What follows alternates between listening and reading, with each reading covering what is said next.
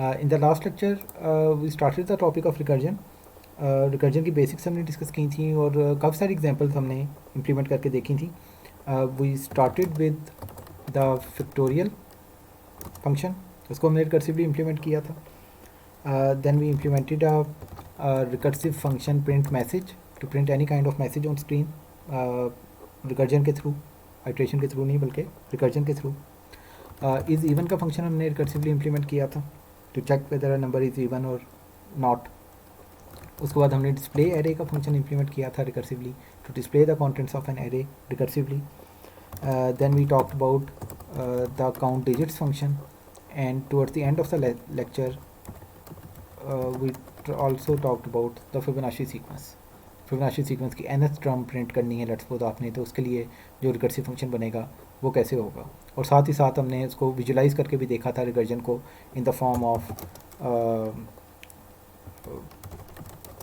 Programme stack या जिसको हमने फंक्शन कॉल स्टैक कहा था, and in the form of recursion tree as well. कि रिकर्जन ट्री के थ्रू आप किसी एक पर्टिकुलर रिकर्सिव फंक्शन की एक कॉल को कैसे विजुलाइज करेंगे, कैसे उसमें कॉल्स को शो करेंगे और कैसे रिटर्न वैल्यूज़ को शो करेंगे. ये तमाम चीज़ें हमने डिस्कस की थी. इसके अलावा कुछ टास्क आपको दिए थे प्रैक्टिस करने के लिए लेक्चर के अंदर भी और फिर लेटर ऑन आपकी लैब के अंदर भी. तो उम्मीद है कि वो आपने कंप्लीट कर लिए होंगे. और आज भी हम रिकर्जन का टॉपिक ही कंटिन्यू करेंगे. पहली एग्जांपल जो हमने आज डिस्कस करनी है that is finding the largest element of an array. एक एरे में से लार्जेस्ट एलिमेंट फाइंड आउट करना है. आइटरेटिवली इसकी लॉजिक आप बना सकते हैं.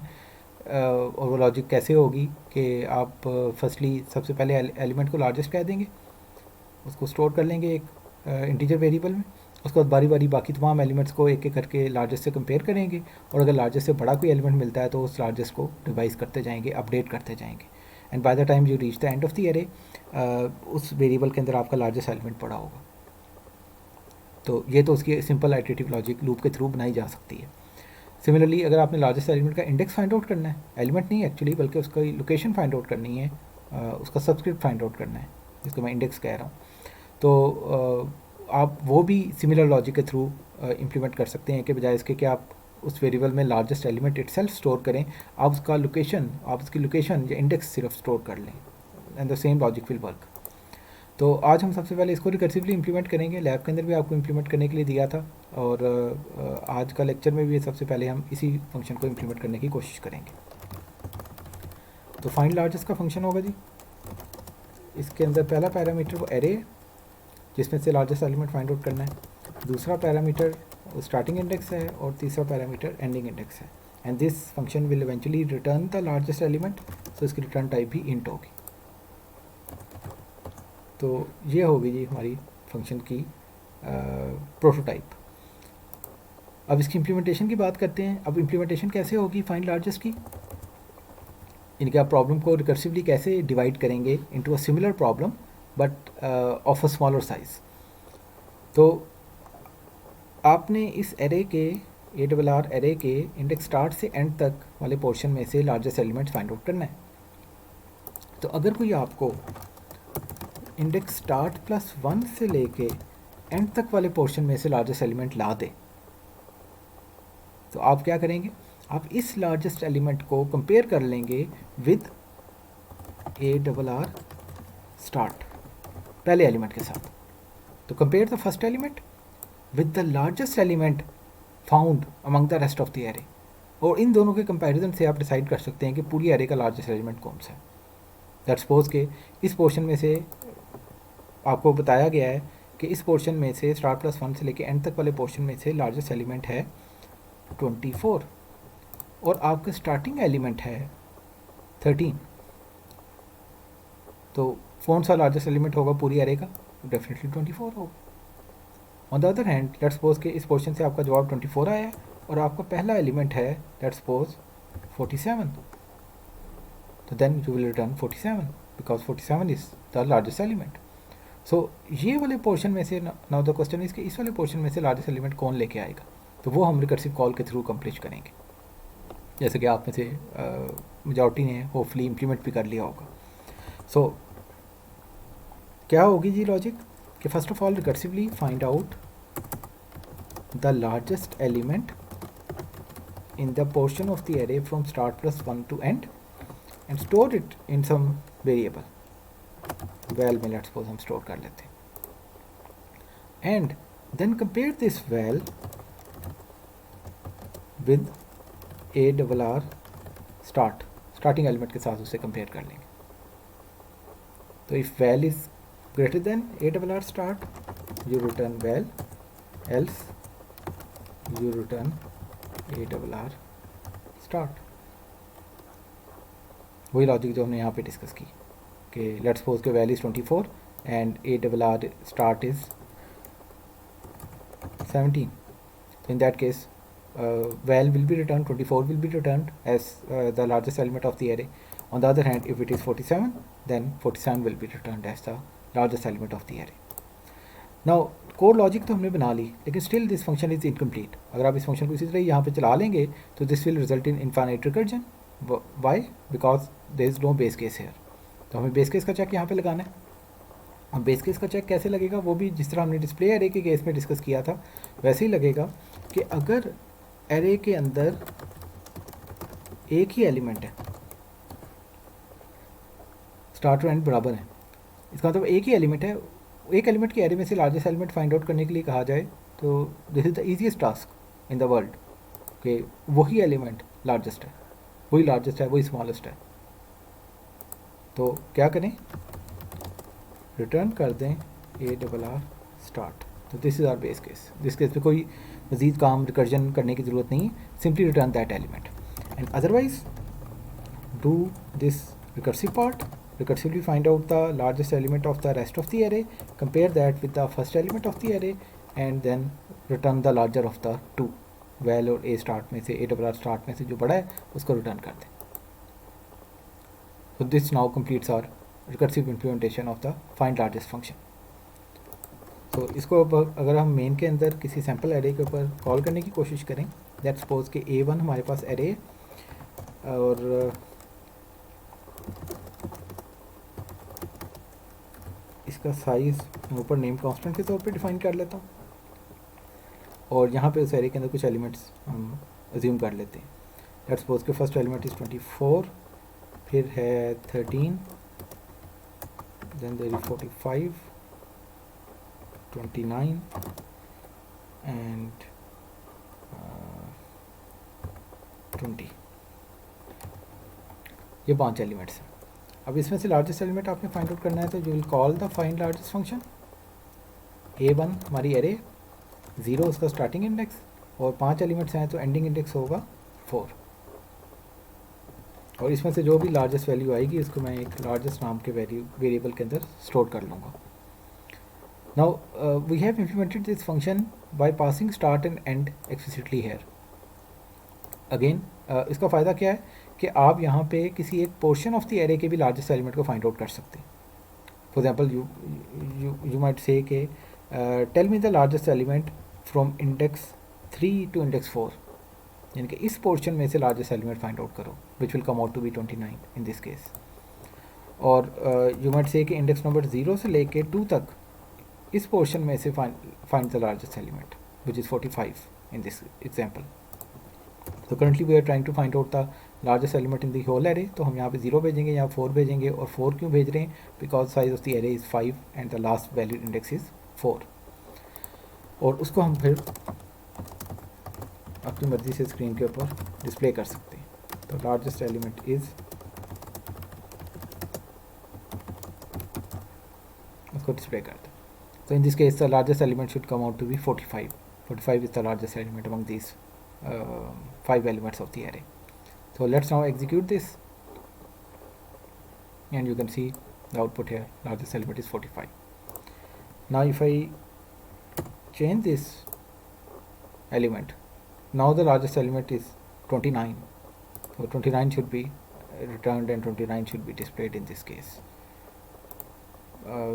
सिमिलरली आप डिफरेंट और एरेज के ऊपर भी इसको ट्राई करके वेरीफाई कर सकते हैं कि ये फंक्शन ठीक तरीके से अपना काम कर रहा है. So this is your find largest function. Similarly अगर आपको अब कहा जाता है फाइंड लार्जेस्ट इंडेक्स इंप्लीमेंट करने के लिए तो लार्जेस्ट एलिमेंट का इंडेक्स आपने रिटर्न करना है, तो उसके अंदर आप यहाँ पे और सिमिलरली यहाँ पे चेक में चेंज करके और यहाँ पे चेंज करके इस एक्सप्रेशन को आप वो भी आसानी से इम्प्लीमेंट कर सकते हैं. तो I am not going to implement that find largest index. अगर आपने अब तक नहीं इम्प्लीमेंट किया तो you should implement it now by modifying this implementation of the find largest function. Similarly अगर आपको फाइंड स्मॉलेस्ट फाइंड आउट करने के लिए कहा जाता है, मिनिमम वैल्यू में फाइंड आउट करना है, तो उसकी लॉजिक भी सिमिलरली बिल्ड की जा सकती है. सिर्फ यू कैन से कि यहाँ पे सिर्फ चेंज आएगी, कंपैरिजन रिवर्स हो जाएगा स्मॉलेस्ट फाइंड आउट करने के लिए. बाकी बेस केस इस तरह ही लगेगा और आपकी रिकर्जन भी इसी तरह से हो रही होगी जिस तरह फाइंड लार्जेस्ट के केस में यहाँ पे हो रही है. तो अपार्ट फ्रॉम द इम्प्लीमेंटेशन आपको इसे विजुलाइज करना भी आना चाहिए. तो you should visualise it on several examples. इसका फंक्शन कॉल स्टैक बना के विजुलाइज करें, इसका रिकर्जन ट्री बना के इसको विजुलाइज करें and make your self comfortable with this implementation of the find largest function. Next example that we are going to talk about is decimal to binary. ये भी आपको लास्ट लेक्चर में करने के लिए दी थी और लैब के अंदर भी इंक्लूडेड था ये टास्क. आपके पास एक डेसिमल नंबर n है, आपने उसकी बाइनरी रिप्रेजेंटेशन स्क्रीन पे प्रिंट करनी है. तो this function returns nothing, void है इसकी रिटर्न टाइप. तो एक डेसिमल नंबर n आ रहा है, बेस 10 का नंबर n आ रहा है और उसकी बाइनरी इक्विवेलेंट रिप्रेजेंटेशन बेस 2 की जो रिप्रेजेंटेशन है वो आपने स्क्रीन के ऊपर प्रिंट करवानी है. अब आपको याद होगा कि कोई भी डेसिमल नंबर बेस 10 का नंबर बाइनरी में कैसे कन्वर्ट होता है. उसको रिपीटेडली हम 2 से डिवाइड करते हैं और रिमाइंडर्स को स्टोर करते हैं और बाद में रिमाइंडर्स को रिवर्स ऑर्डर में प्रिंट कर देते हैं. सो अगर मैं n का रिमाइंडर लेना चाहता हूँ कि 2 से डिवाइड करके उसका रिमाइंडर कितना बचा है, तो I can use the modulus operator for that like this. So this will print the remainder when n is divided by 2. Let's suppose that n is 25, then 25 mod 2 will be 1 because 25 is an odd integer. So ये तो हो गया उसका reminder 2 से लेके print करने का काम. लेकिन बाकी के नंबर से क्या मुराद है, एक बार नंबर जब 2 से डिवाइड हो गया है तो अब बाकी के नंबर की बाइनरी रिप्रेजेंटेशन आपने फाइंड आउट करनी है. तो उसके लिए आप इस फंक्शन को रिकर्सिवली कॉल करेंगे. लूप के थ्रू भी इम्प्लीमेंट कर सकते हैं लेकिन आपको ये काम रिकर्सिवली करना था. तो डेसिमल टू बाइनरी का फंक्शन रिकर्सिवली कॉल करें ऑन n/2. पहले आप n/2 को किसी टेम्परेरी वेरिएबल में सेव करके उसको भी यहाँ पे भेज सकते हैं. मैं डायरेक्टली यहाँ पे फंक्शन कॉल के अंदर भेज रहा हूँ. तो decimal to binary n/2 and then finally print the n mod 2, that is the remainder of n divided by 2. So अगर मैं इस रिमाइंडर को इस फंक्शन कॉल से पहले प्रिंट कर दूंगा तो in that case the binary number will be printed in the reverse order. जिस तरह से हम नॉर्मली लिखते हैं उस ऑर्डर में वो प्रिंट नहीं होगा, यानी कि प्रॉपर ऑर्डर में प्रिंट नहीं होगा. तो you must remember to put it after the function call. और इसके अंदर ऑब्वियसली अभी बेस केस का चेक नहीं लगाया. Currently it will go into infinite recursion. तो बेस केस का चेक कैसे लगेंगे जी कि if n is greater than 0 then do all of this.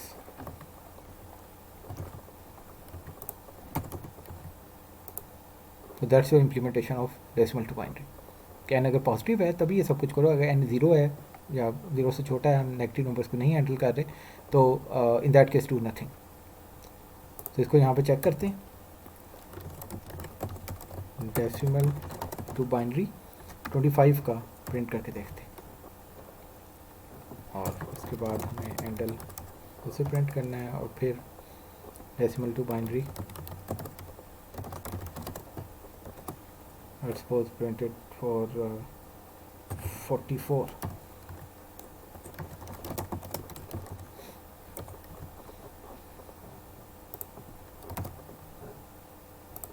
Let's now execute this.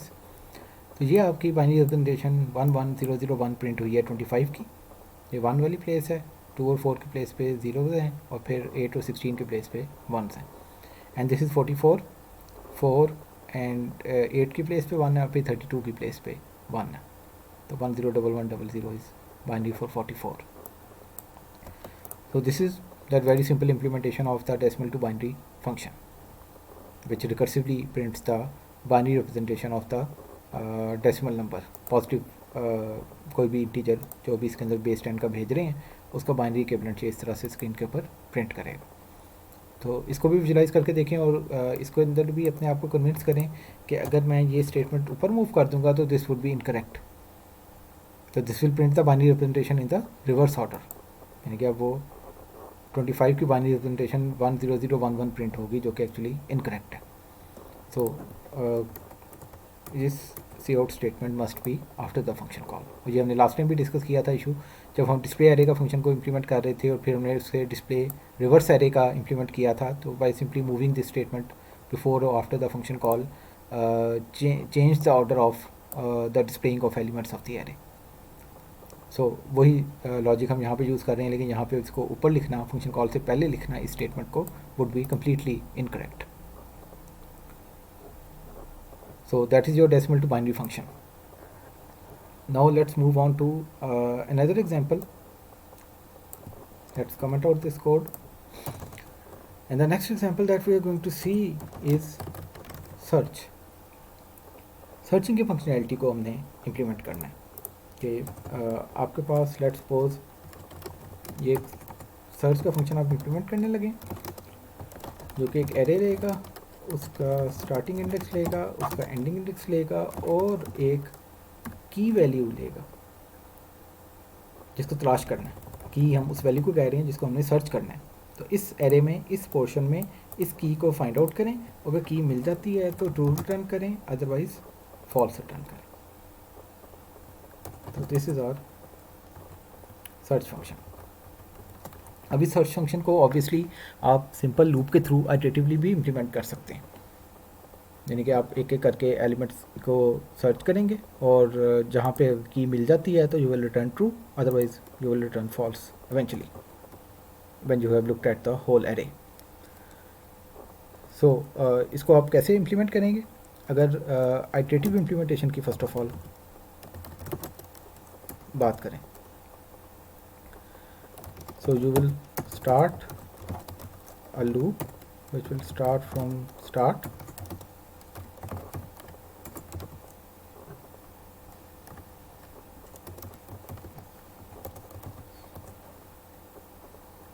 और यहाँ पे आप चेक कर रहे होंगे अगर एरे के किसी इंडेक्स आई पे आपको की वैल्यू पड़ी हुई मिल जाती है तो यू रिटर्न ट्रू,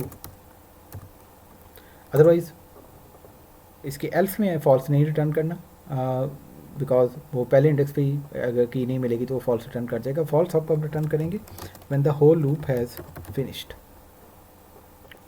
तो तब आप रिटर्न फॉल्स करेंगे। तो this is simple iterative implementation of this algorithm. इसको आप अपने तौर पे वेरीफाई भी कर सकते हैं। And this searching algorithm bye the way is called linear search because it searches the contents of the array linearly starting from one index going by index increment करते जा रहे हैं आई को। यही काम आप एंड से शुरू करके उसको स्टार्ट तक भी ला के डिक्रीमेंट करते हुए भी कर सकते हैं, even then it will be called linear search. तो ये होगी लीनियर सर्च की आइटरेटिव इम्प्लीमेंटेशन। इसके नाम में भी हम ये चीज़ शामिल कर देते हैं, लीनियर सर्च आइटरेटिव। लूप के थ्रू सर्चिंग कर रहे हैं एक एरे के अंदर एक की वैल्यू की। अब हमने यही चीज़ इम्प्लीमेंट करनी है लेकिन रिकर्सिवली। तो लीनियर सर्च का फंक्शन अब हम इम्प्लीमेंट करने जा रहे हैं with the same prototype, but we will implement it through recursion. तो ये इसकी रिकर्सिव इम्प्लीमेंटेशन होगी। अब रिकर्सिव इम्प्लीमेंटेशन में हमें क्या करना है? Basically our objective is to replace this loop with recursion. ज़ाहिर है रिकर्जन के अंदर हम यहाँ पे लूप नहीं यूज़ करेंगे, तो ये वाला फॉर लूप रिप्लेस होना है और ये रिकर्सिव कॉल से ज़ाहिर है रिप्लेस होगा। सो रिकर्सिव अगर लीनियर सर्च का की लॉजिक को, जिसको हमने ऊपर आइटरेटिवली देख लिया रेफरेंस के लिए, और अब हम रिकर्सिवली इम्प्लीमेंट करने लगे हैं, तो उसमें ये लॉजिक कैसे बिल्ड की जाएगी? अगेन अगर आप इसी इम्प्लीमेंटेशन पे गौर करें, फाइंड लार्जेस्ट की जो रिकर्सिव इम्प्लीमेंटेशन हमने देखी है जिसके अंदर हम स्टार्ट को इंक्रीमेंट कर रहे हैं, तो आप ARR स्टार्ट से ख़ुद कंपेयर कर लें की को, यानी कि आप आते साथ चेक करेंगे कि कहीं एरे का जो पहला एलिमेंट है कहीं वहीं पे तो की नहीं पड़ी हुई। अगर वहीं पे की पड़ी हुई है तो आपको कहीं और जाने की ज़रूरत नहीं है, बाकी के एरे में सर्च करने की ज़रूरत नहीं है, यू सिंपली रिटर्न ट्रू।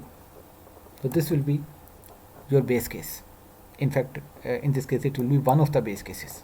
तो यहाँ पे आप देखेंगे कि हमें एक से ज़्यादा बेस केसेस की ज़रूरत पड़ेगी obviously, because we are returning a bool value, तो जाहिर है हमें ट्रू रिटर्न करने के लिए भी एक बेस केस चाहिए, और वो हमने इम्प्लीमेंट कर लिया है, और सिमिलरली फॉल्स रिटर्न करने के लिए भी एक बेस केस चाहिए होगा। We will talk about that shortly. तो अगर एरे स्टार्ट पे ही की मिल गई है तो आपने कुछ और नहीं करना, सिर्फ रिटर्न ट्रू करना। तो कोई रिकर्जन या आइट्रेशन करने की ज़रूरत इन दिस केस नहीं है। ये एक स्पेशल केस है जिसको हम बेस केस कह रहे हैं। ये सक्सेस वाला बेस केस है कि element has been found, we are returning true in this case. Otherwise अब क्या करना है, एल्स में आप तभी आएंगे जब आपको एरे के स्टार्टिंग इंडेक्स पे की नहीं मिली।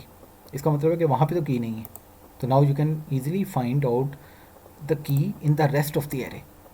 रेस्ट ऑफ द एरे से मुराद स्टार्ट प्लस 1 से लेके एंड तक वाले पोर्शन में रिकर्सिवली फाइंड आउट करें, इनके लीनियर सर्च के इसी फंक्शन को कॉल करें, वही एरे भेजें, स्टार्ट के अंदर एक इंक्रीमेंट कर दें, वही एंड भेजें और वही की भेजें। इसकी कोई रिटर्न वैल्यू आएगी आपके पास इस फंक्शन कॉल की। यानी कि ये फंक्शन कॉल क्या करेगी, ये सर्च करेगी कि की स्टार्ट प्लस 1 से लेके एंड तक किसी पोर्शन में, इस पोर्शन में तो मौजूद नहीं है। अगर मौजूद होगी की वहाँ, तो ये फंक्शन कॉल ट्रू रिटर्न करेगी। आपने भी उस केस में ट्रू रिटर्न कर देना। अगर की इस पोर्शन में भी मौजूद नहीं है, यानी कि पूरी एरे में की नहीं मौजूद, तो ये वाली फंक्शन कॉल फॉल्स रिटर्न करेगी। आपने भी उस केस में फॉल्स रिटर्न कर देना। तो इसका मतलब है कि जो भी इस फंक्शन कॉल की रिटर्न वैल्यू है वही आपकी भी रिटर्न वैल्यू बन जाएगी। तो इसका मतलब है I can simply return this, और आप इसको किसी पहले बूल वेरिएबल में सेव कर सकते हैं और फिर उसको रिटर्न कर सकते हैं। But you should be comfortable with this situation now कि आप एक ही लाइन में फंक्शन भी कॉल कर रहे हैं और उसकी रिटर्न वैल्यू को अपनी रिटर्न वैल्यू के तौर पे इंडिकेट करते हुए रिटर्न भी कर रहे हैं। तो ये आपकी रिकर्सिव कॉल बन गई। अब सिर्फ एक चीज़ मिसिंग है। हमने बेस केस का चेक तो लगाया है, लेकिन बेस केस की भी एक कंडीशन हमने लगाई है, दूसरी कंडीशन नहीं है अभी हैंडल की। अब दूसरी कंडीशन क्या होगी कि ऐसा ऐसा स्टार्ट इंक्रीमेंट होते होते लेट्स अज्यूम कि की नहीं है एरे के अंदर, तो पहली बार जब आप इस फंक्शन को कॉल कर रहे हैं, लेट्स सपोज एक एरे ऑफ साइज़ 5 पे इस एरे के अंदर, और इस एरे के अंदर आपको कहा गया है कि इंडेक्स 0 से लेके 4 में फाइंड आउट करें 25, which is not there in the array by the way. तो आप पहली फंक्शन कॉल में आके यहाँ पे चेक करेंगे, ए स्टार्ट पे यहाँ पे 25 पड़ा हुआ है नहीं, फिर कॉल कर देंगे स्टार्ट प्लस 1 से लेके एंड तक। स्टार्ट 0 था, स्टार्ट प्लस 1 होगा 1, तो इस पोर्शन में आप कॉल कर देंगे। इस पोर्शन में जब कॉल जाएगी तो इसके स्टार्टिंग एलिमेंट को चेक करेगा, यहाँ पे 25 पड़ा हुआ है नहीं पड़ा हुआ, तो अगेन एल्स में आके इस पोर्शन में इंडेक्स 2 से 4 पे कॉल कर दी जाएगी। 2 से 4 में जब आप आएंगे यहाँ पे चेक करेंगे इंडेक्स 2 पे, यहाँ पे 25 पड़ा हुआ है नहीं, आगे चले जाएंगे इंडेक्स 3 से 4 पे रिकर्सिव कॉल कर देंगे, फिर इंडेक्स 3 पे चेक करेंगे यहाँ पे 25 पड़ा हुआ है नहीं, फिर इंडेक्स 4 से 4 पे रिकर्सिव कॉल कर देंगे। अब इंडेक्स अज्यूम करेंगे स्टार्ट भी 4 है एंड भी 4 है, आप अंदर आएंगे चेक करेंगे इंडेक्स 4 पे की पड़ी है नहीं, एल्स में आएंगे और स्टार्ट को मज़ीद एक इंक्रीमेंट कर देंगे। अब स्टार्ट और एंड 4 थे, अब स्टार्ट 5 हो जाएगा और एंड 4 ही है, तो स्टार्ट एंड से एक्सीड कर जाएगा। What does that mean? That means के एरे के अंदर अब कोई भी एलिमेंट नहीं बाकी बचा, आपने पांचों एलिमेंट्स देख लिए हैं और आपका डिज़ायर्ड की वैल्यू जो कि 25 है वो नहीं मिली, तो now you should return false. तो वो चेक हम कैसे लगाएंगे? वो चेक हम right at the start of the function लगाएंगे। क्या चेक होगा कि अगर स्टार्ट ग्रेटर देन एंड है, initially start is less than end, start 0 है in this array of size 5, start is 0 and end is 4 to start with in the first function call, पर eventually start increment होता होता and तक पहुंचा और फिर and को एक्सीड कर गया। इस चीज़ को हम यहाँ पे चेक कर रहे हैं कि अगर स्टार्ट ग्रेटर देन एंड हो चुका है, इसका मतलब है कि एरे के अंदर हम एंड से आगे निकल गए हैं, इसका मतलब है की के मिलने का अब चांस नहीं है, तो we can safely return false in this case. तो this is the other base case that I talked about a little while earlier. So ये है अनसक्सेसफुल बेस केस, जब सर्च अनसक्सेसफुल हुई है, ये उसको हैंडल करने के लिए इम्प्लीमेंट किया गया है कि eventually start greater than end हो गया, तो in that case you return false. And now you can put this if else in the else of this first if else if की शक्ल में से इम्प्लीमेंट कर सकते हैं कि आते साथ ही चेक करें अगर स्टार्ट ग्रेटर देन एंड है तो वहीं से रिटर्न फॉल्स, अदरवाइज़ पहले एलिमेंट पे चेक करें डी मिल गई है तो return true, otherwise search in the rest of the array recursively and what ever this function call recursive function call returns true और फॉल्स रिटर्न दैट, बिकॉज पहले element को तो आप वहीं पे चेक कर चुके हैं। तो ये वही लॉजिक जो हमने ऊपर आइटरेटिवली इम्प्लीमेंट की, ये लीनियर सर्च आइटरेटिव के फंक्शन में है, उसी को हमने यहाँ पे एक रिकर्सिव फंक्शन के सूरत में भी इम्प्लीमेंट कर लिया है जिसके अंदर कोई लूप नहीं है। और इसको चेक करने के लिए लेट्स सपोज हम इसी एरे को यूज़ कर लेते हैं। तो we will call the linear search function on the array A1, starting index 0 है, एंडिंग इंडेक्स 4 है, and key that we are trying to find is let's suppose हम 20 की सर्च कर रहे हैं। तो this will return a boolean value, उसको हम यहाँ पे स्टोर कर लेंगे। लेट्स सपोज फाउंड एक वैल्यू, उसको बाद हम प्रिंट कर सकते हैं मैसेज कि इफ़ फाउंड, तो प्रिंट वैल्यू, यहाँ हम वैल्यू को भी एक वेरिएबल के में स्टोर कर लेते हैं और उसको यहाँ पे भेज देते हैं। सो द वैल्यू के इज़ प्रेजेंट या found in the array, else we print that value k is not present or found in the given array. So in this case हम इस एरे के अंदर 20 सर्च कर रहे हैं तो result should be true, that is this message should be printed कि element मिल गया।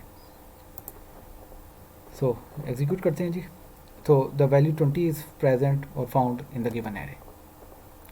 If you try to find a value 25 let's suppose,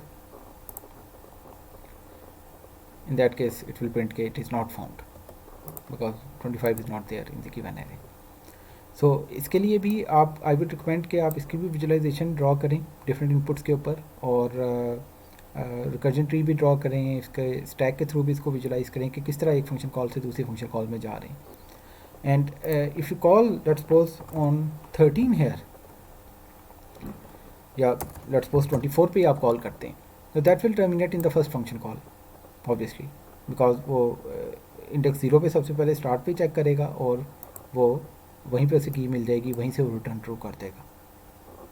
तो इस तरह मुख्तलिफ़ तरह की इनपुट्स मुख्तलिफ एरेज के ऊपर इसको ट्राई करें, और इसकी विजुलाइजेशन भी साथ साथ पेपर के ऊपर बनाएं, इसका रिकर्जन ट्री बनाएं, सो दैट कि यू नो कि कौन सी फंक्शन कॉल से कौन सी फंक्शन कॉल हो रही है और कैसी वैल्यूज़ रिटर्न हो रही हैं।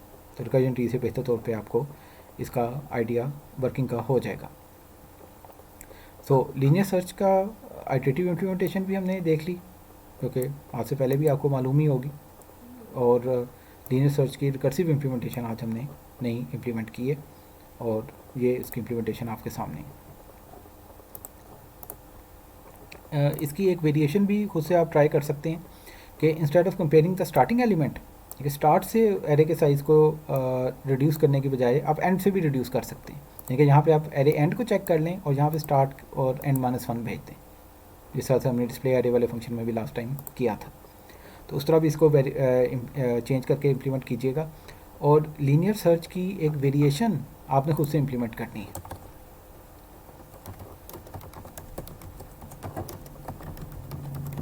Variation of recursive linear search, यानी कि ये जो फंक्शन इम्प्लीमेंट किया हुआ है हमने, इसकी एक वेरिएशन इम्प्लीमेंट करनी है कि वो वेरिएशन क्या होगी कि इंस्टेड ऑफ रिटर्निंग ट्रू और फॉल्स, बूल रिटर्न करने के बजाय return the count of occurrences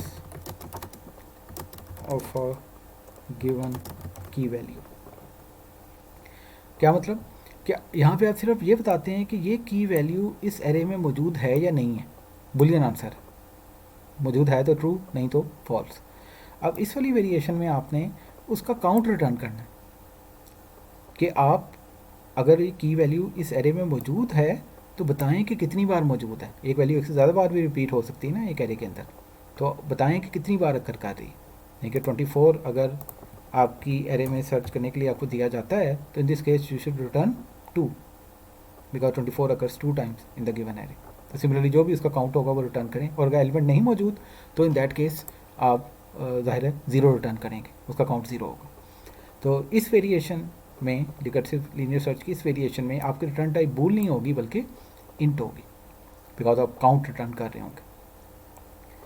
and I would also recommend कि try it for different other data types as well. Doubles के एरे के लिए भी इम्प्लीमेंट करें, और बहुत बेहतर हो जाएगा कि अगर आप इसको एक फंक्शन टेम्पलेट के तौर पे इम्प्लीमेंट कर लेते हैं, तो उससे टेम्पलेट की भी प्रैक्टिस हो जाएगी और रिकर्जन की भी प्रैक्टिस हो जाएगी। तो लीनियर सर्च की, रिकर्सिव लीनियर सर्च की इस वेरिएशन को आपने खुद से इम्प्लीमेंट करना है एंड कन्वर्ट इट इनटू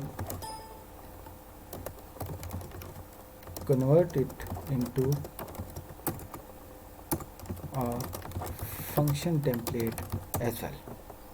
पहले इसे इंटीजर टाइप के लिए इम्प्लीमेंट करें, इंटीजर टाइप की एरे के लिए, और फिर इसे एक फंक्शन टेम्पलेट में बना दें, सो दैट के किसी भी जेनेरिक टाइप की एरे के लिए ये यूज़ की जा सकती है लॉजिक लीनियर सर्च की। और उसके बाद उसे ट्राई करें अपनी डिफ़ाइन की गई टाइप्स के ऊपर भी, पॉइंट की टाइप के ऊपर टेस्ट करें लीनियर सर्च के ऊपर फंक्शन टेम्पलेट को। और वो bye the way iterative version की भी फंक्शन टेम्पलेट बना सकते हैं। और रिकर्जन की प्रैक्टिस करनी है तो रिकर्जन की रिकर्सिव पहले इम्प्लीमेंट करें इंटीजर टाइप के लिए और with this modification, and then make it into a function template, recursive function template. एक और वेरिएशन जो आप कर सकते हैं कि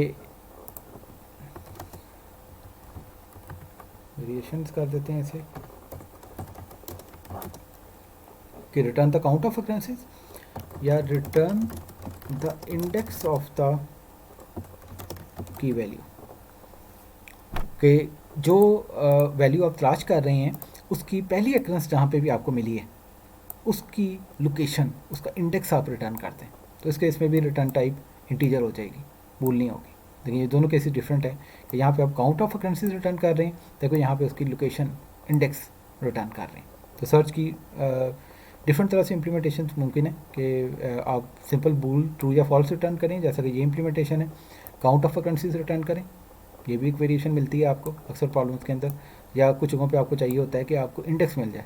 आप चाहते हैं कि मुझे बताओ कि अगर ये की मौजूद है इस एरे के अंदर तो उसका इंडेक्स रिटर्न करो, otherwise return some negative value, some central value. तो यूज़ माइनस या रिटर्न -999 इफ़ की इज़ नॉट फाउंड। ज़ाहिर है उसके इसमें भी कुछ ना कुछ रिटर्न तो करना होगा, तो you can return a special value -999 to indicate के वो वैल्यू नहीं मौजूद। अगर वैल्यू मौजूद है तो उसकी पहली अकरेंस का इंडेक्स आपने रिटर्न करना है, और ऊपर वाले केस में आपने उसका काउंट रिटर्न करना है। तो दोनों वेरिएशन को इम्प्लीमेंट कीजिए और उनको कॉरस्पॉन्डिंगली फंक्शन टेम्पलेट में भी कन्वर्ट करके चला के देखें डिफरेंट डेटा टाइप्स के साथ। साथ ही साथ अगर आप अपनी बुक के अंदर भी देखें तो this is chapter number 20 in Tony Gaddis book, और इसके अंदर से ये वाला पार्ट तो आपको लास्ट टाइम भी मैंने बता दिया था पढ़ने के लिए, उसी तरह का फंक्शन है जिस तरह हमने लास्ट लेक्चर में भी देखा था। फैक्टोरियल की एग्जांपल भी इसके अंदर गिवन है। ये वाला function using recursion to count characters, इसको अपनी किताब से पढ़ के खुद समझना है। ये मैं लेक्चर में नहीं डिस्कस कर रहा, लास्ट टाइम भी शायद आपको कहा था पढ़ने के लिए, तो अब तक ये आपको पढ़ लेना चाहिए था, नहीं पढ़ा तो अब एक और मौका मिल रहा है कि इसको पढ़ के समझ लें कि इसके अंदर एक स्ट्रिंग आ रही है और करैक्टर जो कि सर्च करना है आपने, और बेसिकली बताना है कि ये करैक्टर पहला जो पैरामीटर है इस स्ट्रिंग में कितनी बार अकर कर रहा है, और ये काम आप रिकर्सिवली कर रहे हैं, लूप कोई नहीं है इस फंक्शन के अंदर। तो इस लॉजिक को भी अगर आपको लीनियर सर्च की लॉजिक समझ आ गई है तो ये भी आ जानी चाहिए आसानी से समझ।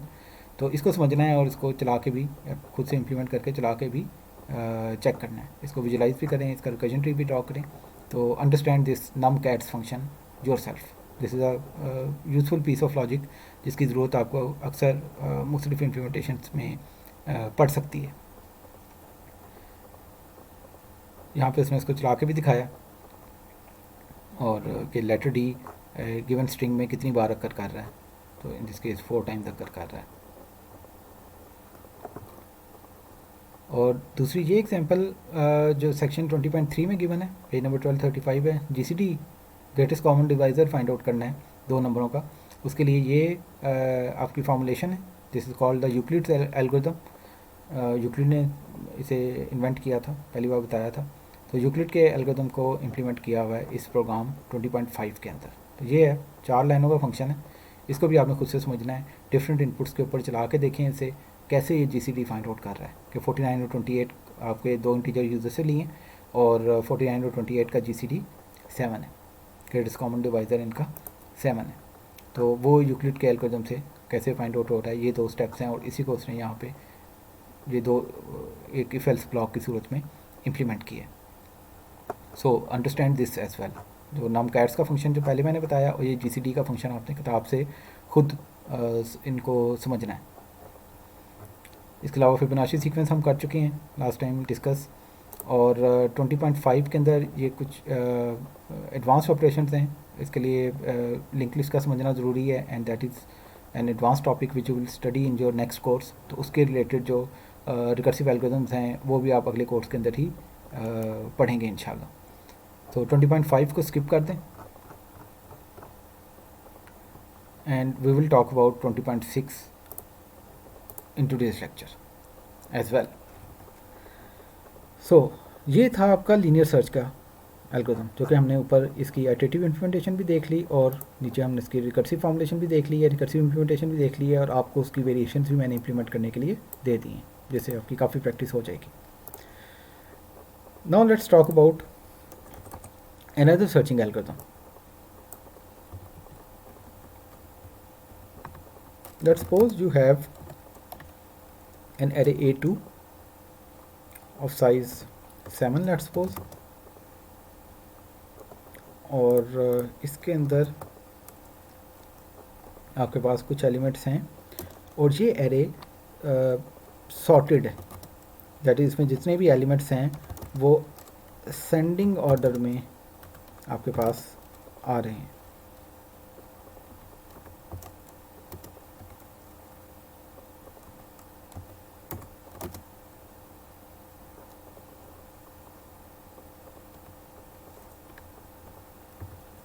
लेट्स सपोज ये 7 एलिमेंट्स हैं। Now this array is sorted, आप देख सकते हैं असेंडिंग ऑर्डर में सॉर्टेड है। 2 तरह से सॉर्टिंग हो सकती है, असेंडिंग ऑर्डर जिसको इंक्रीजिंग ऑर्डर भी कहते हैं, और डिसेंडिंग ऑर्डर जिसको डिक्रीजिंग ऑर्डर भी कहते हैं। तो this is an array of 7 elements sorted in increasing order, elements बढ़ते जा रहे हैं, 12 है, 17 है, 29, फिर 45 है, 65, 78, 93। इस एरे में आपको कोई एलिमेंट सर्च करने के लिए कहा जाता है। एक ऑप्शन तो वही है कि आप लीनियर सर्च का ही एल्गोरिथम यूज़ कर लें, आइटरेटिव यूज़ कर लें, या अगर कहा गया है रिकर्सिव तो रिकर्सिव जो इम्प्लीमेंटेशन है उसको यूज़ कर लें, तो वो यूज़ किया जा सकता है। यानी कि सेम लॉजिक लीनियर सर्च की सॉर्टेड एरे के ऊपर भी काम करेगी, जिस तरह वो अनसॉर्टेड एरे के ऊपर चलती है, जैसे हमने पहले वेरीफाई भी किया। लेकिन हम क्यों ना इस एरे के सॉर्ट होने का फ़ायदा उठाएं।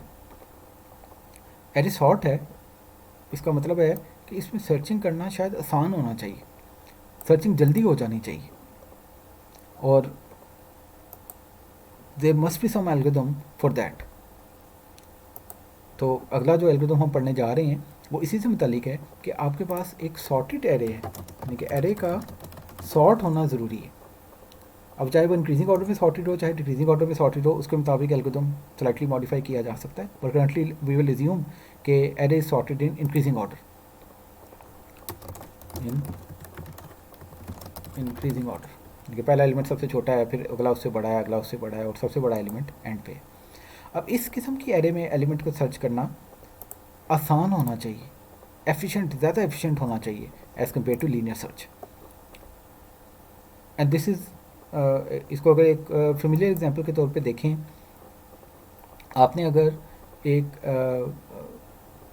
टेलीफोन डायरेक्टरी में किसी का नाम तलाश करना है, and telephone directories are sorted by names. अगर अनसॉर्टेड हो टेलीफोन डायरेक्टरी तो सर्चिंग का प्रॉब्लम बहुत ही ह्यूमंगस प्रॉब्लम बन जाएगा, बहुत ही मुश्किल प्रॉब्लम बन जाएगा। तो directories are sorted by names. तो आपने बाय नेम अगर किसी को सर्च करना है तो आपको कहा गया है कि उसका जिसका फ़ोन नंबर आपने सर्च करना है उसका नाम एम से स्टार्ट हो रहा है। तो आप कहाँ पे सर्च करेंगे उस डायरेक्टरी के अंदर?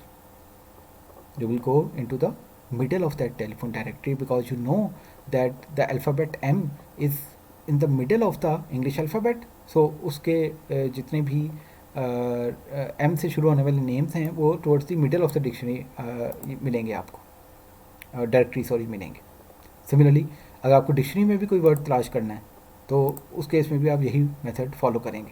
फॉर एग्जांपल कोई वर्ड है, आपको कहा गया है कि लेटर वी से स्टार्ट हो रहा है, तो वी से स्टार्ट होने वाले वर्ड के लिए आप डिक्शनरी को टुवर्ड्स द एंड खोलेंगे, वर्सेस एक वर्ड है जो कि लेटर बी से स्टार्ट हो रहा है, तो in that case you will open the dictionary towards the start of the dictionary itself. So elements के सॉर्टेड होने का इसी तरह से हमें फ़ायदा उठाना है, और इस तरह से जो फ़ायदा उठाना है इसके लिए जो सर्चिंग एल्गोरिथम है that is called binary search as compare to linear search. लेकिन बाइनरी सर्च का एल्गोरिथम अज्यूम करता है,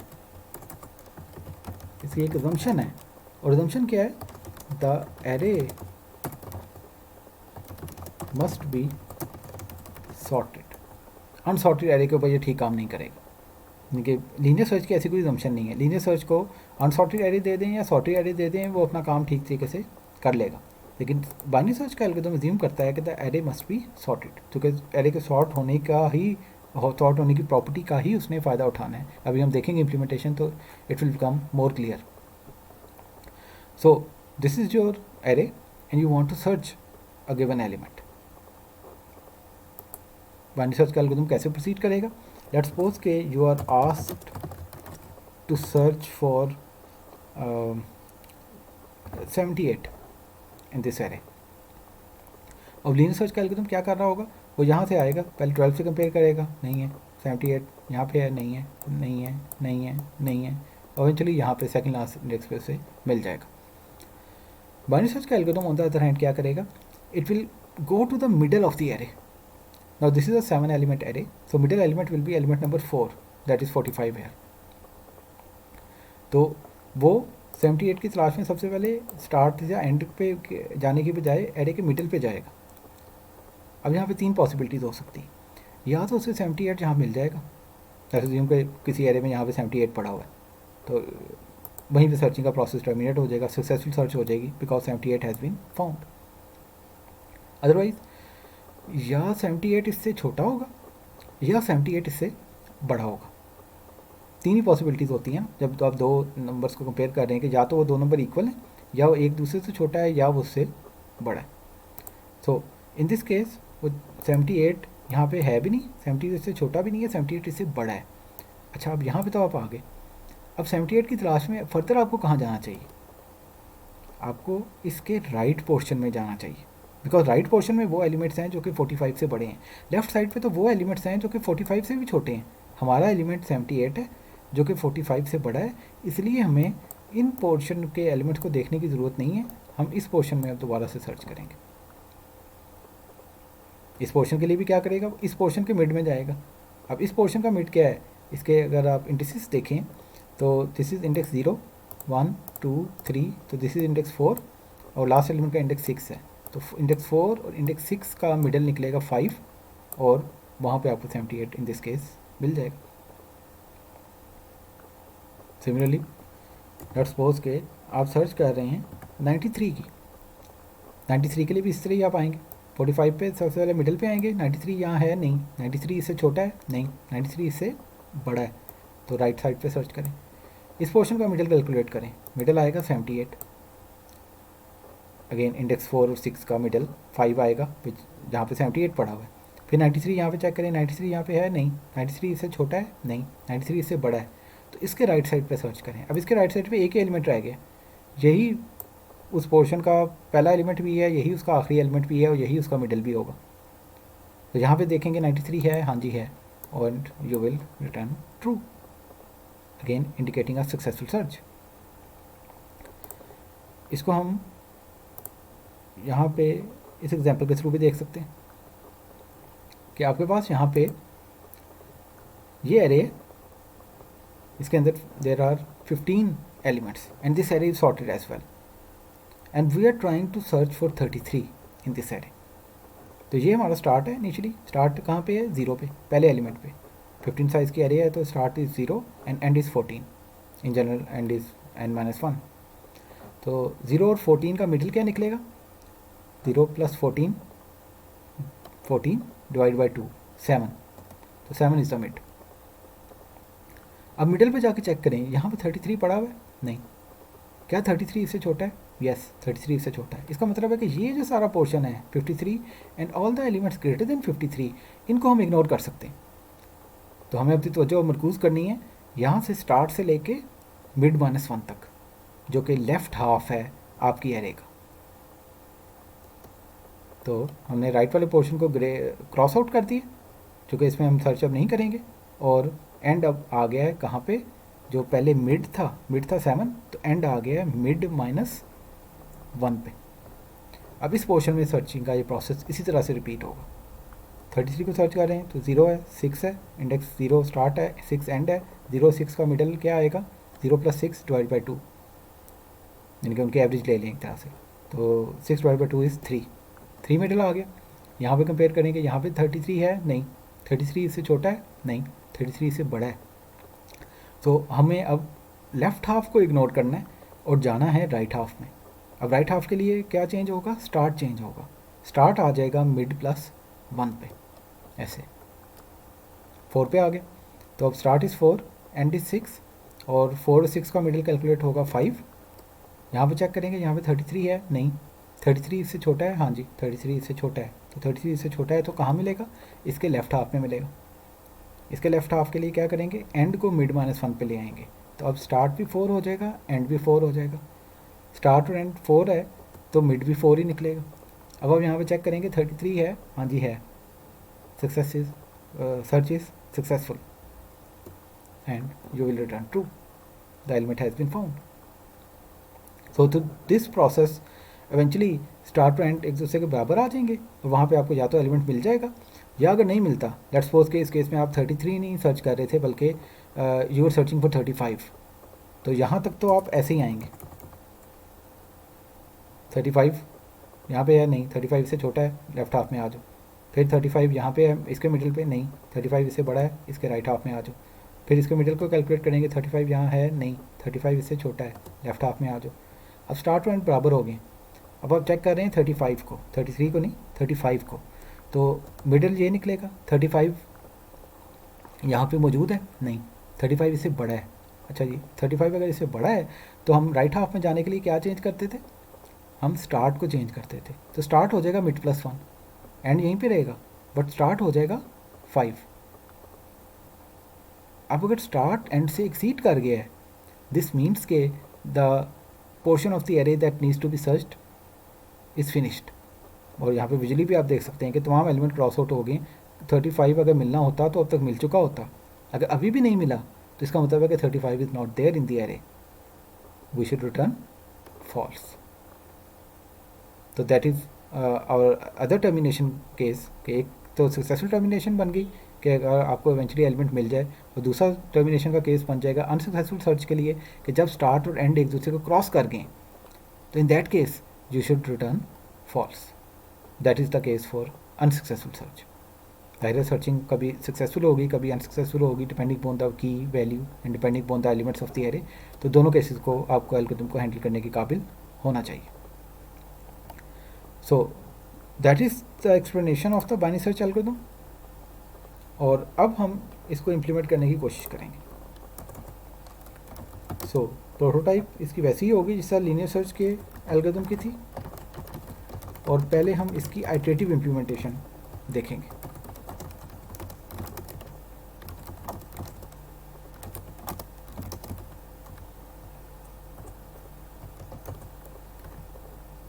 तो ये है जी इसकी प्रोटोटाइप एरे, उसका स्टार्टिंग और एंडिंग इंडिसेस और the key value which needs to be searched.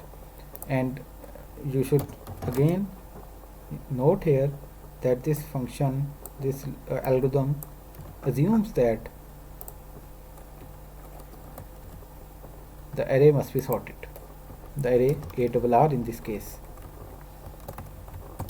must be sorted.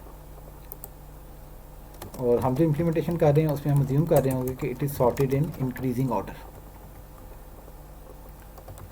अगर एरे सॉर्टेड हो डिक्रीजिंग ऑर्डर में तो उसके मुताबिक आपके इम्प्लीमेंटेशन में थोड़ी सी चेंज आ जाएगी। We will briefly talk about that कि वो क्या चेंज होगी। तो सबसे पहले आपने क्या करना है, अभी जो हमने एल्गोरिथम डिस्कस किया था एग्जाम्पल के थ्रू, तो हमने डिस्कस किया था कि सबसे पहले आपने मिडल कैलकुलेट करना है। तो स्टार्ट और एंड आपके पास हैं, आप मिडल कैलकुलेट कर लेंगे। तो mid is equal to start plus end divide by 2। Now here in this example जो हमने यहाँ पे देखी, इसके अंदर 7 एलिमेंट्स थे, उसका हमने मिडल कैलकुलेट किया था। और इस एग्जाम्पल में देर वर 15 एलिमेंट्स, तो number of elements were odd in both cases. So in that case middle was very well defined. What happens if the number of elements are even? Let's suppose के मैं कहता हूँ कि आपके पास array में there are 6 elements. तो how can we define middle now? Now start will be 0 and end will be 5. 0 है, index 1 2 3 4 5 because there are 6 elements, so last index obviously will be 5. तो 0 और 5 का middle क्या होगा? तो 0 plus 5 divided by 2, in this case integer division will happen and middle will come out to be 2. आप इसको 2 भी ले सकते हैं और आप इसको 3 भी ले सकते हैं, लेकिन किसी एक को भी ले लें, यानी कि 2 को मिडिल के तौर पे ट्रीट कर लें या 3 को मिडिल के तौर पे ट्रीट कर लें, तो उसके मुताबिक एल्गोरिथम इम्प्लीमेंट किया जा सकता है। तो हम इसको इसी तरह ही लिखेंगे, यानी कि अगर स्टार्ट और and number of elements even हो या ऑड हो, दोनों केसेस में यही एक्सप्रेशन हमारा काम करेगा। इन दिस केस अगर स्टार्ट 0 है एंड 5 है, तो in this case this expression will be 0 plus 5 numerator बन जाएगा, divide by 2 will be 2 and middle will come out to be 2, that is 29 से आप सबसे पहले जाके कंपेयर करेंगे। आप 29 को मिडिल ले लें या 45 को मिडिल ले लें, क्योंकि एब्सोल्यूट मिडिल तो है नहीं, तो 29 को अगर मिडिल लेंगे तो it is approximate middle. Left side पे 2 हैं, राइट साइड पे 3 एलिमेंट्स हैं। अगर 45 को लेंगे तो उसमें लेफ्ट साइड पे 3 होंगे, राइट साइड पे 2 एलिमेंट्स होंगे। तो in both cases this expression will work and correctly give you the middle. उसके बाद हम क्या करते हैं, उसके बाद हम चेक करते हैं कि एरे के मिडल इंडेक्स पे कहीं की तो नहीं पड़ी हुई। अगर पड़ी हुई है इसका मतलब है कि सर्चिंग का प्रोसेस हमें टर्मिनेट कर देना चाहिए और सर्च हमारी सक्सेसफुल हो गई है, तो वी शुड रिटर्न ट्रू। तो if array mid is equal to key, return true. Else अगर एरे मिड की के बराबर नहीं है, तो हो सकता है कि मिडिल एलिमेंट से छोटी, तब हमें कुछ करना है, या हो सकता है कि मिडिल एलिमेंट से बड़ी हो, उस केस में हमें कुछ और करना है। तो ये आपकी 3 केसेस बनेंगे, और ज़ाहिर है 3 ही पॉसिबिलिटीज़ हो सकती हैं जब आप दो नंबर्स को कंपेयर कर रहे हैं, या तो वो दोनों इक्वल होंगे, या एक दूसरे से छोटा होगा, या वो दूसरे वाला पहले वाले से छोटा होगा। So if key is equal to array mid, इसको अगर इस तरह से देख लें, key is equal to array mid एक पॉसिबिलिटी है, या की लेस देन एरे मिड होगी या की ग्रेटर देन एरे मिड होगी, इन तीनों में से कोई एक चीज़ अकर करेगी। तो ये तो हो गया सक्सेसफुल टर्मिनेशन वाला केस, अगर की एरे मिड के बराबर है तो रिटर्न ट्रू। एल्स अगर की लेस देन एरे मिड है, अब हमारी एरे सॉर्टेड है इंक्रीजिंग ऑर्डर में, तो अगर इंक्रीजिंग ऑर्डर में सॉर्टेड है और मिडिल इंडेक्स पे, let's suppose in this case let's assume that we are searching for 15 in this above array, तो start is 0 end is 5, तो 0 5 का मिड आ गया 2, यहाँ पे आपने चेक किया 15 पड़ा है नहीं, तो 15 इससे छोटा है। अब 15 इससे छोटा है तो हमें किस चीज़ को अपडेट करना है, हमें लेफ्ट हाफ में जाना है। तो लेफ्ट हाफ का स्टार्ट तो अपनी जगह पे पहले से है, एंड को चेंज करें और एंड को ले आएँ मिड -1 पे। यहाँ पे भी अगर देखें इस विजुअलाइजेशन में, तो अगर आपने लेफ़्ट हाफ में आना है तो एंड को ले आना है आपने मिड -1 पे। लेफ़्ट हाफ में अगर सर्च करनी है, जैसे कि इस केस में करनी थी, तो एंड को आप ले आए थे मिड -1 पे, मिड was 7, तो एंड आ गया था मिड -1 पे। तो ये वो वाला केस है। तो basically we are going for searching in the left half, and here we will be going to search in the right half। तो लेफ्ट हाफ में जाने के लिए क्या चेंज करना है, आपने एंड को मिड -1 पे ले आना है। और राइट हाफ में अगर जा रहे हैं on the other hand, let's suppose कि आपको यहाँ पे मिडल वाज 53 और आप सर्च कर रहे थे लेट्स सपोज 80 को, तो इन दैट केस आपको स्टार्ट को उठा के ले आना है मिड +1 पे। In that case start will come to 8 और तब आप राइट हाफ में फिर सर्च कर रहे होंगे 8 से लेके 14 तक जो एरे का पोर्शन है उसमें सर्च कर रहे होंगे। तो राइट हाफ में सर्च के लिए क्या करना है, start is equal to mid +1। तो उसके बाद आपको दोबारा ऊपर जाना है, दोबारा से नया मिडिल कैलकुलेट करना है, दोबारा से ये प्रोसेस रिपीट करना है। इसका मतलब है कि ये तमाम चीज़ एक लूप के अंदर आ जाएगी। तो ये तमाम जो अभी हमने इम्प्लीमेंटेशन की है, this would be part of a loop. उसके लिए मैंने वाइल लूप लगा लिया बाहर और इस तमाम लॉजिक को इस लूप में पुट करती है। इसकी कंडीशन अभी हमें सोचनी है। तो ये प्रोसेस आप रिपीट करते जाएंगे जब तक, यहाँ पे आपने कंडीशन लिखनी है कि कब तक इस लूप को एग्जीक्यूट करना है, जब तक कि एरे में एटलीस्ट एक एलिमेंट बाकी है। एरे में मतलब एरे के उस पोर्शन में जिसमें हमने सर्च करना है। हर बार आप देख सकते हैं एंड या पीछे आ जाता है या स्टार्ट आगे चला जाता है, जैसे कि यहाँ पे आप देख रहे हैं इस एग्जांपल में। तो इवेंचुअली स्टार्ट टू एंड एक दूसरे के करीब आ रहे हैं, इवेंचुअली स्टार्ट टू एंड एक दूसरे के बराबर हो जाएंगे और फिर एक दूसरे को क्रॉस कर जाएंगे। तो अगर क्रॉस कर गए हैं तो that is our termination point. तो तब तक चलना है जब तक स्टार्ट लेस देन और इक्वल टू एंड। अगर इक्वल टू एंड है तब भी एग्जीक्यूट करो। हो सकता है कि स्टार्ट और एंड दोनों जिस एलिमेंट के ऊपर हैं वहीं पे आपका डिजायर्ड एलिमेंट हो, जैसा कि इस केस में था जब हम 33 की सर्च कर रहे थे। सो इवेंचुअली जब स्टार्ट ग्रेटर देन एंड हो जाएगा तब ये लूप टर्मिनेट करके आप लूप से बाहर निकल आएंगे and that is the point when you return false. जैसा यहाँ पे इसमें लीनियर सर्च के इटरेटिव इम्प्लीमेंटेशन में आप लूप से निकल के फॉल्स रिटर्न कर रहे थे, यहाँ पे भी ऐसे ही है। ये इटरेटिव इम्प्लीमेंटेशन है बाइनरी सर्च की, जिसके अंदर हम इस लूप के टर्मिनेट होने के बाद फॉल्स रिटर्न करते हैं। तो this is your implementation, iterative implementation of the binary search algorithm. और इसको अगर हम यहाँ पे चला के देखें, इसी एरे के अंदर A2 एरे है और इसी के अंदर हम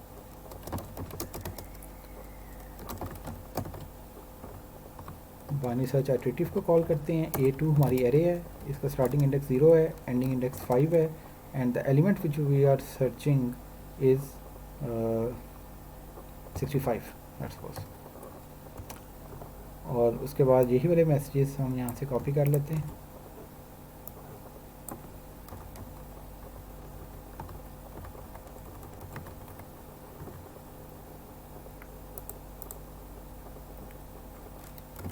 उस वैल्यू को भी, की वैल्यू को भी हम वेरिएबल k में पुट कर देते हैं एंड दैट्स इट।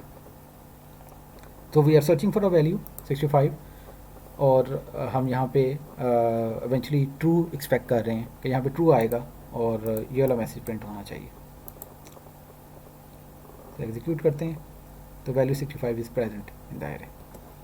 अगर कोई और वैल्यू हम सर्च करें, let's suppose 56 which is not there in the array, तो in that case the correct message is printed, okay, it is not found. Similarly you can try other values as well, मुख्तलिफ arrays के ऊपर आप इसे try कर सकते हैं। तो this is a iterative algorithm. और इसके अंदर आप एक और काम ये कर सकते हैं कि यहाँ पे स्टार्ट और एंड की वैल्यूज़ प्रिंट करें। स्टार्ट स्पेस एंड एंड ये सिर्फ आपकी अंडरस्टैंडिंग के लिए, इवेंचुअली ये एल्गोरिथम का पार्ट नहीं होगा। तो इससे आपको बेहतर तौर पे अंदाज़ा होगा कि एल्गोरिथम किस तरह मूव कर रहा है। पहले किस पोर्शन में सर्च कर रहा है, उसके बाद किस पोर्शन में सर्च कर रहा है। हम 56 की सर्च कर रहे हैं, तो लेट्स एग्जीक्यूट दिस। और यहाँ पे आप देख सकते हैं कि इनिशियल फंक्शन कॉल में स्टार्ट 0 था, एंड 5 था, तो पूरी एरे थी। फिर आपने मिडिल कैलकुलेट किया होगा, वो 2 आया होगा।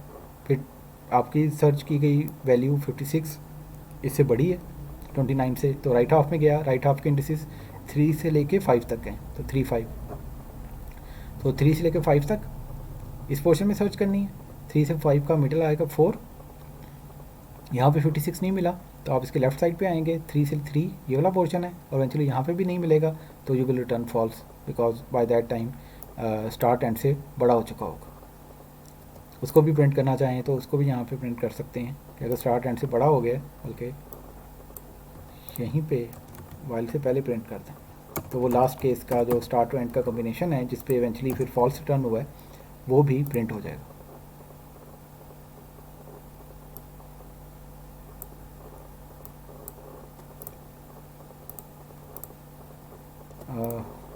नो, इस इन दिस केस वो सिर्फ पहली बार में ही प्रिंट कर रहा है क्योंकि हमने ये स्टेटमेंट लूप से बाहर मूव कर दी है।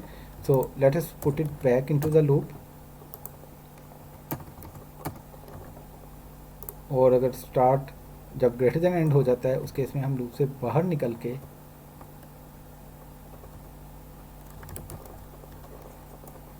उसको एक बार फिर से यहाँ पे प्रिंट कर लेंगे। So this should work. तो यहाँ पे आप देख सकते हैं कि पहले 0 5 है, फिर 3 5 राइट हाफ में गया, फिर 3 3 हो गया। यहाँ पे एरे के ऊपर भी देख लेते हैं, ये एरे है।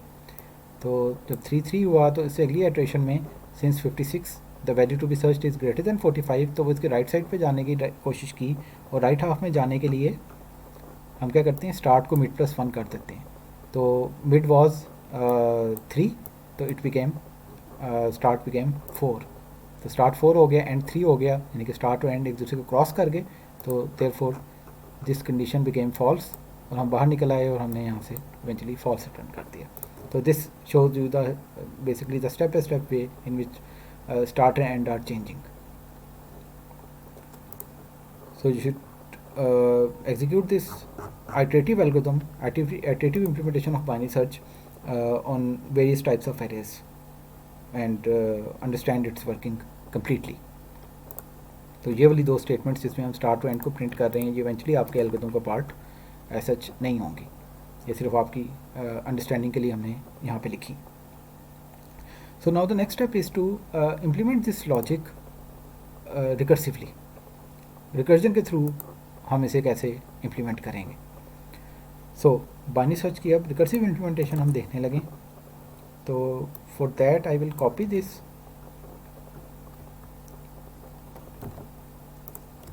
हेयर, बाइनरी सर्च इसका नाम है, अजम्पशन वही है, और यहाँ पे अब देखना है कि हमें क्या क्या चेंजेस करनी है। तो ये लूप ज़ाहिर है ख़त्म करना है हमें, start is while start is less than equal to end. अब हमें लूप की बजाय रिकर्जन के थ्रू अपनी लॉजिक बिल्ड करनी है। तो दिस लूप विल गो, इसको मैं कमेंट में फ़िलहाल लिख देता हूँ, और ये वाली लॉजिक तो वैसे ही चलेगी, मिडल हम वैसे कैलकुलेट कर रहे होंगे, और की को एरे मिड से वैसे ही कंपेयर करके अगर मिल जाती है हमारी की मिडल इंडेक्स के ऊपर तो रिटर्न ट्रू कर रहे होंगे। एल्स अगर की लेस देन एरे मिड है तो we need to search in the left half. तो यहाँ पे हमें कुछ चेंज करना है। यहाँ पे हम पहले end is equal to mid -1 कर रहे थे, यहाँ पे start is equal to mid +1 कर रहे थे। तो these two portions need to be changed. तो यहाँ पे हम बेसिकली अब रिकर्जन के थ्रू रिकर्सिवली सर्च कर रहे होंगे इन द लेफ्ट हाफ, और सिमिलरली यहाँ पे हमें लॉजिक इम्प्लीमेंट करनी है जिसमें हम रिकर्सिवली सर्च कर रहे होंगे इन द राइट हाफ। अब यहाँ पे आप देख सकते हैं हम लेफ्ट हाफ में सर्च करने के लिए एंड को मिड -1 पे लेके जा रहे हैं।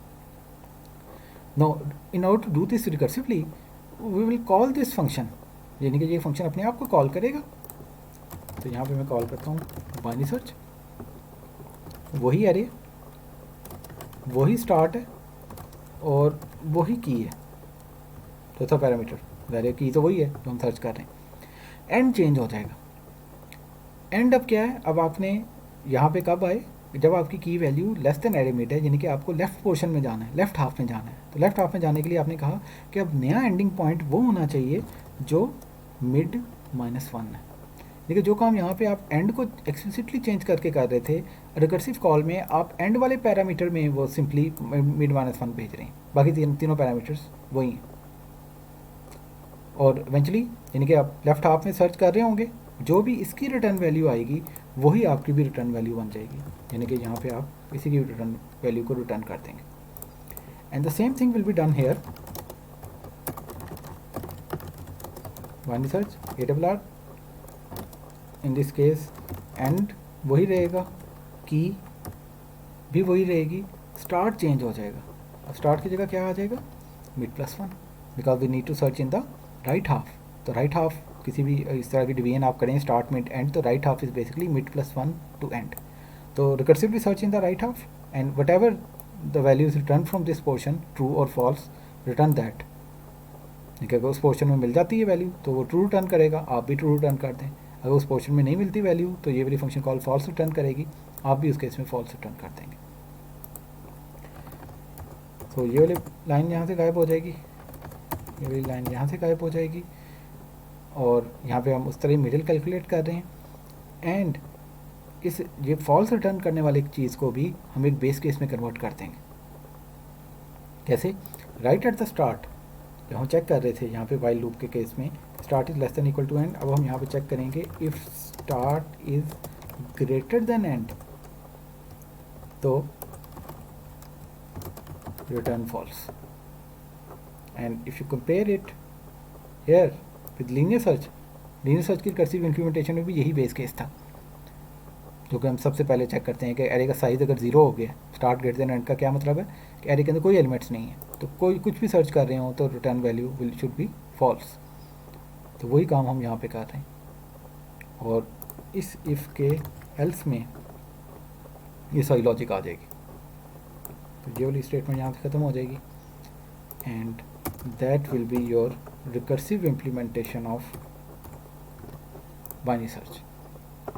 कि सबसे पहले आपने चेक किया स्टार्ट एंड से बड़ा तो नहीं हो गया, अगर हो गया है तो वहीं से रिटर्न फॉल्स, अदरवाइज़ एटलीस्ट एक एलिमेंट है एरे के अंदर, तो अब उसके लिए मिडिल कैलकुलेट करेंगे, उसी तरह से चेक करेंगे. ये सेकंड बेस केस है सक्सेसफुल सर्च वाला, ये वाला अनसक्सेसफुल सर्च का बेस केस था. और फिर दो आपके रिकर्सिव स्टेप आ जाएंगे, और नोट करें कि या तो आप लेफ्ट हाफ में जाएंगे ये वाली फंक्शन कॉल होगी, या आप राइट हाफ में जाएंगे. ये दोनों पार्ट नहीं चलेंगे because they are mutually exclusive if else if के स्ट्रक्चर के अंदर लिखे गए हैं. तो इसको भी अब चेक कर लेते हैं. यहाँ पे हम सिंपली अब यहाँ पे इटरेटिव वाले को कॉल करने की बजाय अब रिकर्सिव वाले को कॉल कर रहे हैं. उसी तरह से 56 को सर्च कर रहे हैं जो कि हमारी एरे में नहीं मौजूद, तो eventually it should return not present. और अगर एक ऐसी वैल्यू सर्च कर लें 17 लेट्स सपोज जो कि मौजूद है, तो इट विल रिटर्न कि इट इज़ फाउंड और present in the given array. So दोनों इम्प्लीमेंटेशन तो आपके सामने हैं जी.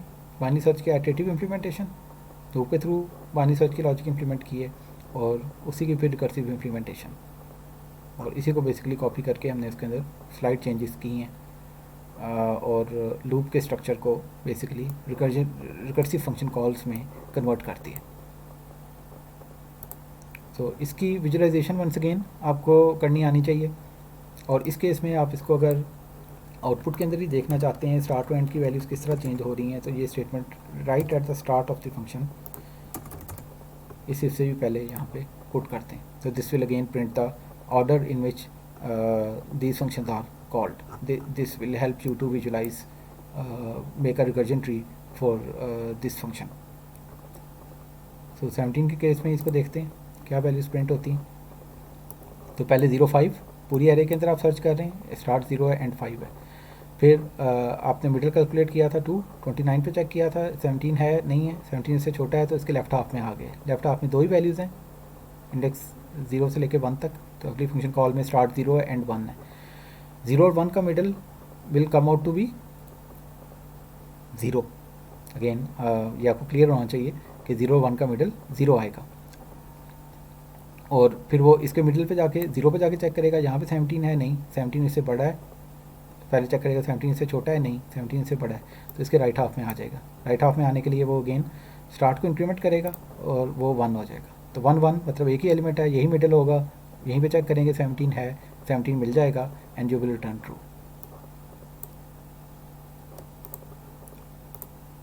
On the other hand if you are searching for 19, तो इन दैट केस उस तरह से 0 5 0 1 फिर 1 1 यहाँ तक पहुँचा, यहाँ पे भी नहीं मिला, तो इसके राइट साइड पे जाने की कोशिश की, स्टार्ट एंड से एक्सीड कर गया, 2 हो गया, एंड अभी तक 1 नहीं है, तो वहीं से फॉल्स रिटर्न हुआ और इवेंचुअली मैसेज प्रिंट हुआ कि 19 is not present in the given array. So understand this function completely. Binary search का इस फंक्शन को डिफरेंट एग्जाम्पल्स के ऊपर चला के देखें, रिकर्जन ट्री बनाएं इसका, and understand it completely. If you talk about your book, if you go back to chapter number 8,